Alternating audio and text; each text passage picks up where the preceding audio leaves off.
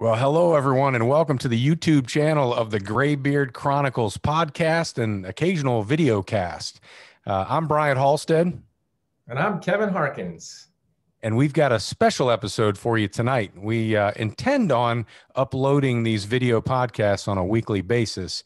And unfortunately, technology that we were experimenting with last night failed us, or it might have actually been, well, there's no might about it. It was user error on my part. And I figured out what the problem was. So we actually decided we had another event going on tonight, which is why we were testing out the Zoom platform and how that recording worked. And we were going to use, so we tested that out last night, figured out what we did wrong, and we were going to use it tonight. We were going to do a recording with the Mischiefs. And ultimately, you may recall those folks if you've listened to numerous podcasts of ours. We actually had those folks, Ann and Jennifer, on our podcast, I don't know, a month or so ago as guests, and they were going to have us on theirs tonight. But unfortunately, Ann's not feeling well, and they're going to have to reschedule. So we certainly hope Ann is on the mend and feels better soon, and look forward to rescheduling with them. So Kevin and I talked about it, and since we were already, had this time blocked, we figured we'd do a little video summary of the podcast that we did last night, the subject on male loneliness. We intended to be able to post that whole video, just didn't quite work out. So now you'll get the video summary, and certainly if you want to listen to the whole thing from start to finish, then you can find it in the audio format here on YouTube, and also on whatever your favorite podcast platform is. So I have talked a lot now, and I'm going to turn it over to you, Kevin, and look forward to having a brief conversation with you about what we talked about last night, and sharing that video and the information with folks that are watching. Yeah, it's worth a few minutes of talking about it on video, and maybe it gets cast in a slightly different light than we talked about it when we recorded yesterday, thinking we were doing video and only got the audio. But as you say, we didn't fail; we learned, and this time it's working out better. But yeah, I thought this topic that we talked about, the whole male loneliness piece of it, and what that what that means for us in today's society, all things considered, and some things that we can do about it. Having reflected on what we talked about a little bit, yeah, it's real. I think men suffer from this psychological construct of loneliness more than women do, just because men and women are different, and men are not only genetically, psychologically different, but also socialized differently as children, to sort of suck it up and not show your emotions, and keep things to yourself, and don't complain, and all of that kind of stuff. And that can lead to in the later stages of life, periods of time where you do suffer from loneliness. It's not just men; women do it as well. But I think the focus was men, and it's real. It's a real thing, and it's important to consider it, and it's also important to think about ways to get over it. So that's kind of introducing the topic in my mind. And Yeah. Yeah, and I certainly think you're right. It is something that can affect both men and women, although statistics do show that men are more prone to it because they don't have the same level of connection or emotional relationships with other men that women do with their female friends. And right. so it makes, and I think there's a lot of things that contribute to that. And as we discussed last night, that just some of our social upbringing. And, before we dive too far into this, the one thing I want to call out is kind of a definition of what it is, right? So, what is male loneliness? Is it, being in a room full of crowded people?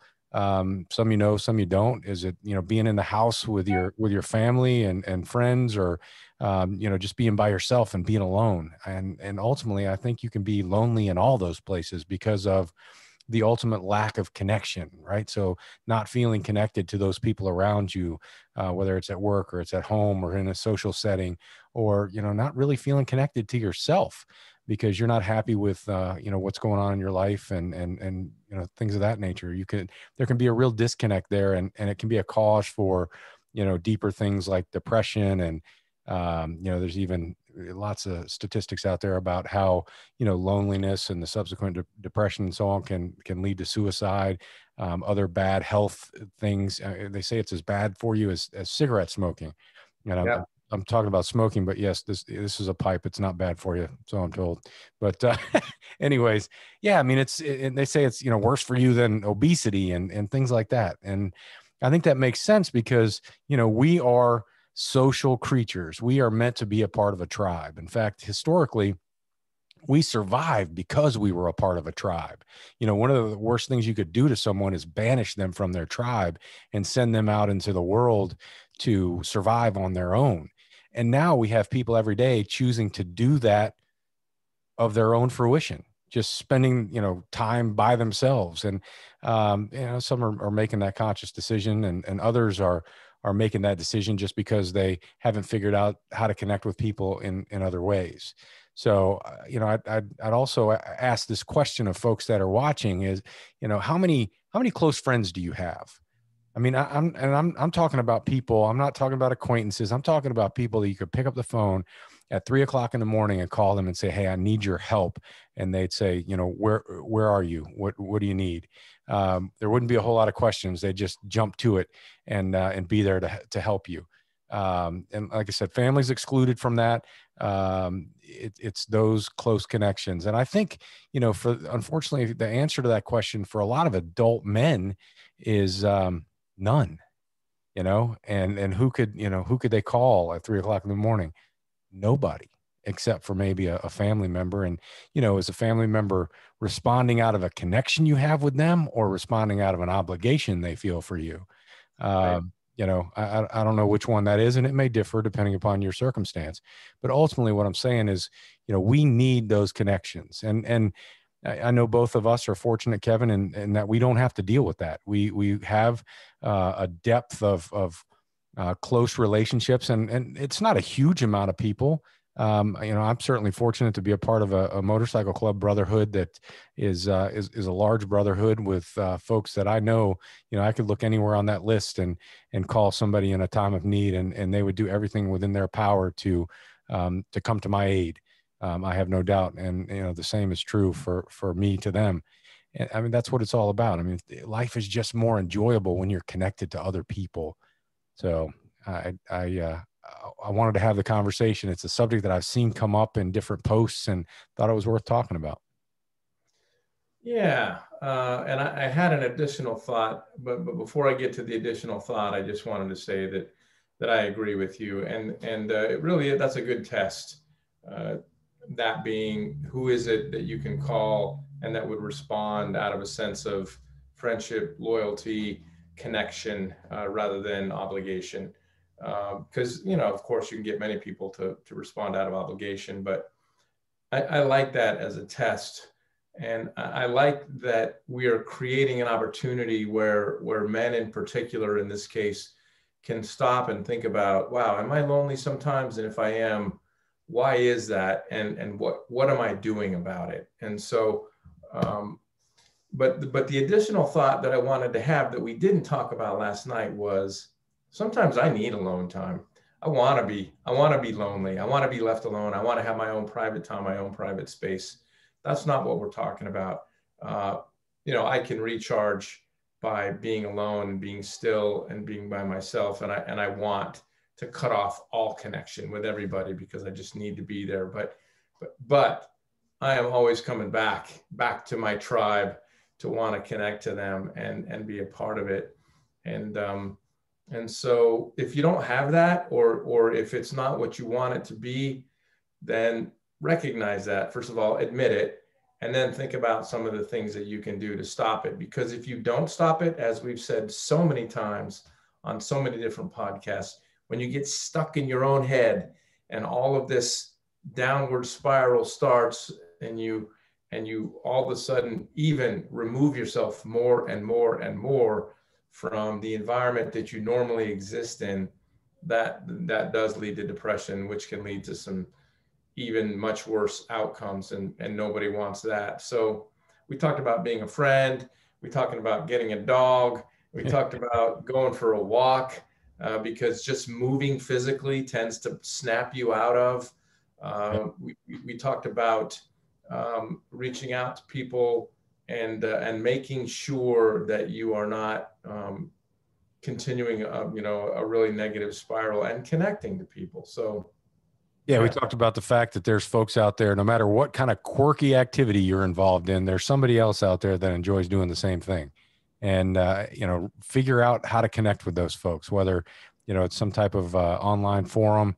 In-person connection is certainly beneficial, but online forums work too.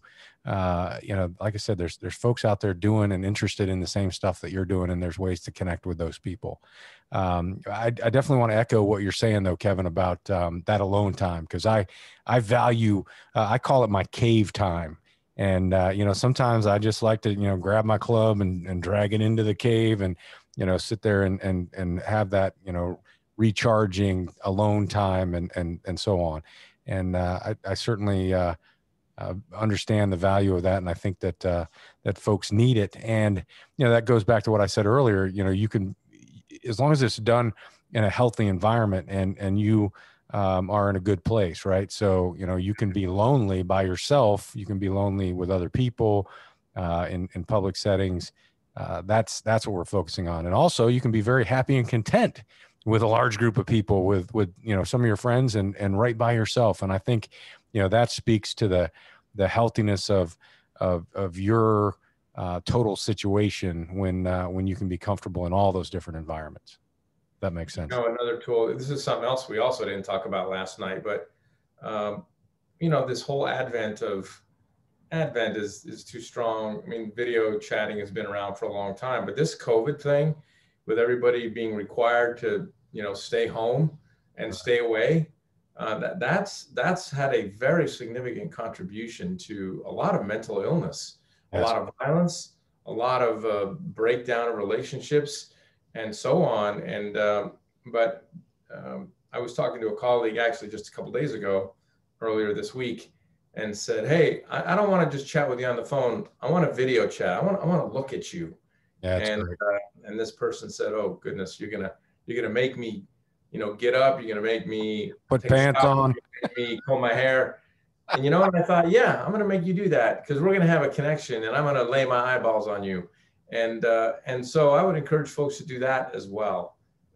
It's different than a phone call, and that's actually one real advantage to video chatting. And hopefully it's still not the same as being in person. It's not. no, it's absolutely not. I mean, we're experiencing that right now. Right. I certainly enjoy the regular weekly recordings that we have where we're face to face, and Right. we're doing this for this technology experiment and to work on getting that down. So, but absolutely, face to face is way better. I think the interaction is of better quality. You can read the body language. Even with the best internet connection and so on, I still think there's a little bit of delay in the video, so the body language isn't quite as good as it is live and in person. Yeah. So, but hey, that's better than nothing. Seeing them, live on a video is better than not seeing them at all. You bet. And then the one last thing that I'll add in this summary version of this that we're giving, that I think is probably the single best way to get people out of their lonely state of mind: go do something for somebody. Volunteer. Go reach out to somebody that that is in need or that needs something. Just pop in and say hello if you can, or give them a call, or go, I don't know, it's not the time to mow lawns, but shovel snow. It's going to snow here again. Goodness gracious. I guess that depends on where you are. It's not time to mow the lawns in our area, but there might be somebody listening in an area that it is. Right. Go do something for somebody, because that causes all kinds of new chemicals to get released into your brain, and all kind of new thoughts going around in your head, and it makes you think differently, and all of that stuff is stuff that you can do to sort of snap yourself out of it if you are suffering from male loneliness or female loneliness for that matter. Yeah. Yeah. Cause it is something that occurs in both genders. So even though males are more prone to it. Yeah, I mean, that's kind of it as far as the summary goes. I would encourage you to actually go and listen to the full audio format of this podcast, because I'm sure there's stuff that we talked about on that we didn't cover tonight, and I know there's stuff we covered tonight that we didn't necessarily cover on that. So you'll get the best of both worlds by watching this and listening to that podcast. So we certainly appreciate you taking time to do that, and value the time that you do dedicate to listening to this podcast. And we would encourage you to share it with other people, because our whole intent is to share the wisdom of the ages with folks that may be dealing with some hurdles in their life or whatever. But ultimately, we want to help people have a happier and more joyful experience while they're here. And sometimes learning from folks that have done it right and done it wrong, it's helpful, and it can avoid you having to experience some of the pain that others have already experienced. So why not, right? Why not? Well, very good. Thank you, Bryant. I appreciate it. I like the new setup, by the way. I know I mentioned that on the regular podcast, but it looks beautiful. Where you're at right now, your home recording studio, which is wonderful. And I look forward to recording many podcasts there. And no doubt. Soon I'll let you go do whatever you do when you're alone. Yeah. Now, if you want more or explanation behind the comment he just made, you're going to have to listen to the audio version of the podcast from last night all the way to the end. That was nice. I love the way you kind of slid that in there. Yeah, I appreciate your comments on the studio in progress here. So the thing that's missing is you sitting over here next to me, and I'm not going to raise. I don't even know what arm to raise. No, it's not that one. This one. Yeah, because it's a reverse image. So wait, no, I had it right the first time. You're over there. Right. Yeah. But yeah, I look forward to recording many video podcasts in here and the audio as well. So it's going to be fun. It's already fun. Yeah, I'm liking it very much. And I'm liking the feedback we're getting. I'm liking the audience that we're attracting, the community that we're building. It's a good group of people, and appreciating it. I'm getting a lot of thumbs up on various places where things are being posted, and I like it. Yeah. Regular feedback. And we're certainly appreciative of that, because it's not something we welcome it. And at the same time, we're not walking around people, asking people about it. Right. So all of you that are offering feedback, we absolutely value it. And we've made changes for the good as a result of some of the things that you've shared with us. And we're continuing to do more of the things that you do like and have expressed to us that, is valuable. And we're not doing some things like talk about fucking politics anymore, because that's not what we do, or at least that's not what we should be doing. Game is over. Yeah. We got a little off path there, and we appreciate that correction. So we're just going to talk about improving you and having a better existence while you're here, because ultimately, like we say when we end every one of our audio podcasts, no matter who you are or where you are, it's important between this podcast and the next to take time to enjoy the ride. Well, timing was much better on that tonight than it was last night. So I still think the video delay messes with us a little bit. But anyways, thank you very much for your time tonight, Kevin. Always enjoy the conversation, and look forward to seeing you soon. Peace. Yeah. Peace out. Bye.